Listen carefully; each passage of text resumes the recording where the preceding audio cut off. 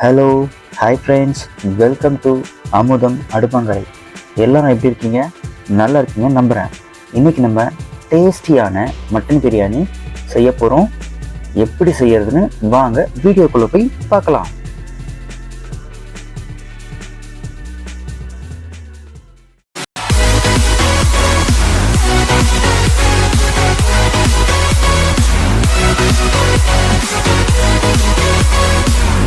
நம்ம இப்போ செய்ய போகிற மட்டன் பிரியாணிக்கு தேவையான பொருட்களை பார்க்கலாம் வாங்க.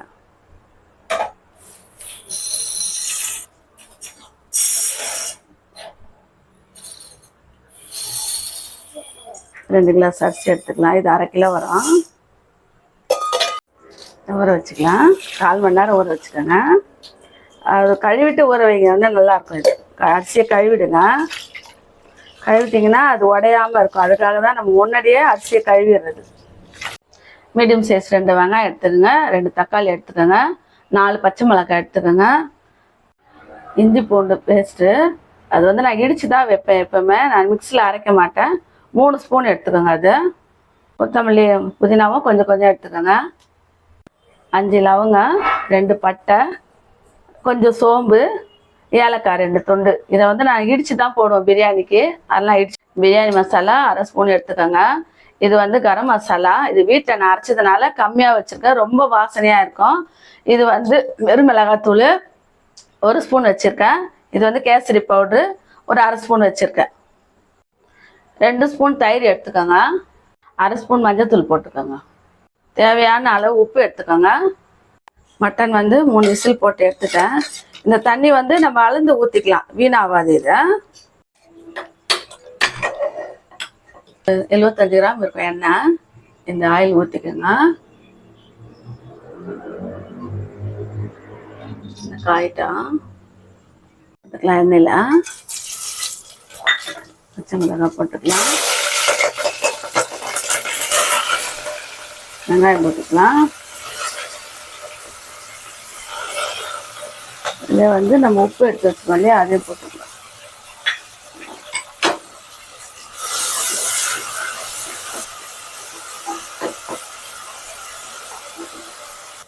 இந்த அளவுக்கு வந்தோடனே நம்ம இஞ்சி பூண்டு போட்டுக்கலாம்.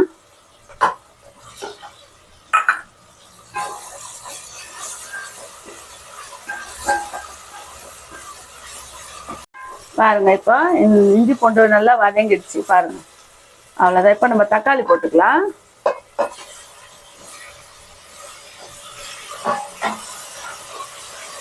இது கொஞ்சம் நல்லா வதங்கிக்கலாம். இந்த அளவுக்கு வந்த உடனே நம்ம பாதி புதினா பாதி கொத்தமல்லி போட்டுக்கலாம்.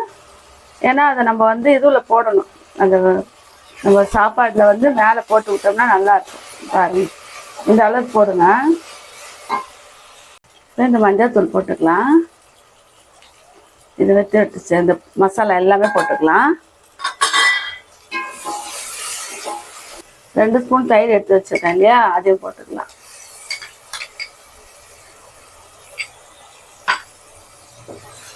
இந்த கறி எல்லாம் போட்டுக்கலாம். இதில் 1/2 கிலோ அரிசிக்கு நாங்கள் 1/4 கிலோ கறி தான் வாங்கியிருக்கோம். அதனால் உங்களுக்கு வேணும்னா 1/2 கிலோ நீங்கள் வாங்கிக்கலாம்.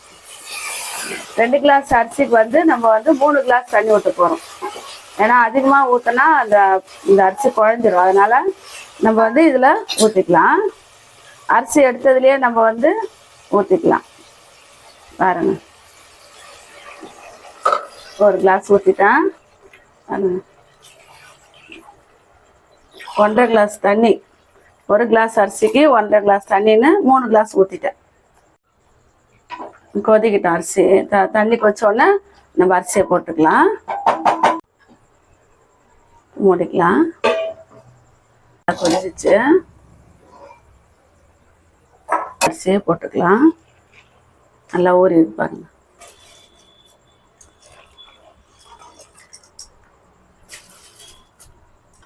ஒரு விசில் வச்சா போதும். நீங்கள் அப்படியே கூட தம் போடுற மாதிரி இருந்தால் கூட போட்டுக்கலாம். இல்லை எங்களுக்கு பிடிக்காது, நீங்கள் அப்படியே விசில் போட்டாருன்னா கூட அப்படியே கூட போட்டுக்கலாம். இதில் வந்து நம்ம கொத்தமல்லி எடுத்து வச்சிருந்த புதினா எல்லாம் போட்டுக்கலாம். அப்படியே எடுத்து வச்சு இந்த நெய்யை கூட போட்டுக்கலாம். அப்படியே உரிக்கையும் போட்டுக்கலாம், இல்லை அப்படியே கூட போட்டுக்கலாம்.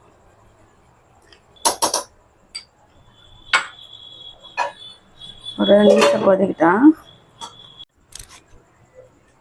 இப்போ நம்ம வந்து இந்த தோசைக்கல் போட்டுக்கலாம். இது நல்லா காயிட்டேன். இதில் இப்போ இந்த அளவுக்கு இந்த பதம் வந்த உடனே நம்ம தம் போட்டுக்கலாம். இது பாருங்கள், இவ்வளோ இது வந்தால் போதும். நம்ம அதை சூடு இதில் எதுக்கு இந்த தவால வைக்கிறோன்னா தண்ணி இழுக்காமல் இன்னும் நமக்கு நல்லா வெந்து கொடுக்கும். அதுக்காக தான். இப்போ அளவு காஞ்சிச்சு. இப்போ நம்ம அதை எடுத்து வச்சுக்கலாம். இது மேலே வந்து நம்ம தண்ணி எடுத்து வச்சுக்கோங்க ஃபுல்லாக. ஏன்னா வெளில வராமல் இருக்கும், ஆவி நல்லா இருக்கும் நமக்கு. இந்த அளவுக்கு வந்த உடனே நம்ம சாப்பாடு இறக்கிக்கலாம். நல்லா ஒரு உதிரியாகவே இருக்குது பாருங்க. பிரியாணி ரெடி, சாப்பிட்லாம் வாங்க.